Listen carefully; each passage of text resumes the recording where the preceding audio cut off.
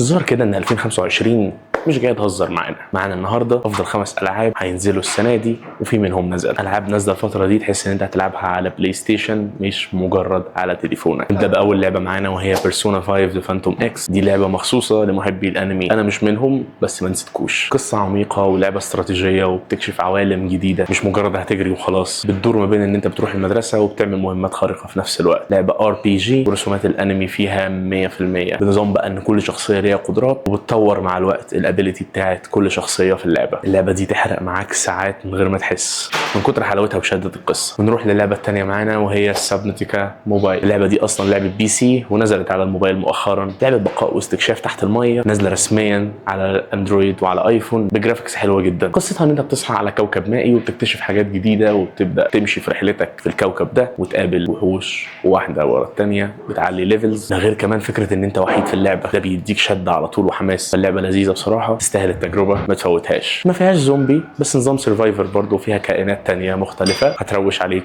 لعبه لذيذه، جربها واكتب لي في الكومنتات. وكمان ما ينفعش ننسى لعبه نزلت من فتره بس مش من كتير، وهي لعبه جيم اوف ثرونز. اللعبه دي لازم تجربها لو لسه ما جربتهاش. لعبه بجرافيكس خيالي، لعبه تحس ان انت بتلعب حرفيا على بلاي ستيشن او على بي سي. لعبه مش ناقصها اي حاجه، قصه، احداث، جرافيكس، كل حاجه نفسك فيها هتلاقيها. بصراحه اللعبه متكامله من كل النواحي، من ناحيه القصه، من ناحيه تطوير الشخصيه، ومن ناحيه الجيم بلاي اللي انت هتحبه وهتتعلق بيه من اول ثانيه تلعب فيها اللعبه. ارشحها لك وبقوه. مساحتها كبيره للاسف بس تستاهل ان انت تعمل لها داونلود. ورابع لعبه معانا جايه من عالم نتفليكس، واللعبه دي مستوحاه من فيلم بلاد لاين. بتلعب فيها باربع شخصيات في نفس الوقت. عالم خيالي مليان اشتباكات ومليان احداث واكشن. الجيم بلاي فيها سريع جدا والرسومات فيها عاليه. هي نفس الشركه اللي مطوره لعبه جنشن امباكت هي اللي مطوره لعبه بلاد لاين، فهتلاقي ان كل شخصيه ليها اسلوب لعب وليها حركات معينه غير الشخصيه الثانيه. ونروح لاخر لعبه معانا وهي اللعبه اللي ما نزلتش لحد دلوقتي، وهي لعبه ريزيدنت ايفل. اعلنوا عنها من كام يوم، هتنزل رسميا لاجهزه الاندرويد والايفون، وهي لعبه قويه جدا. كلنا عارفين سلسله ريزيدنت ايفل، كلنا على الاقل جربنا جزء منها حتى لو على بلاي ستيشن 2. لعبه ممتازه جدا،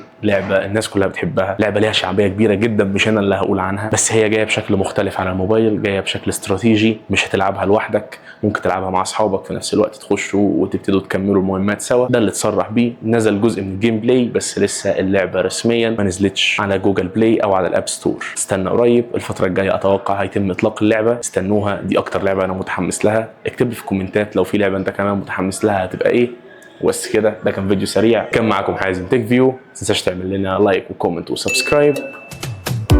سلام.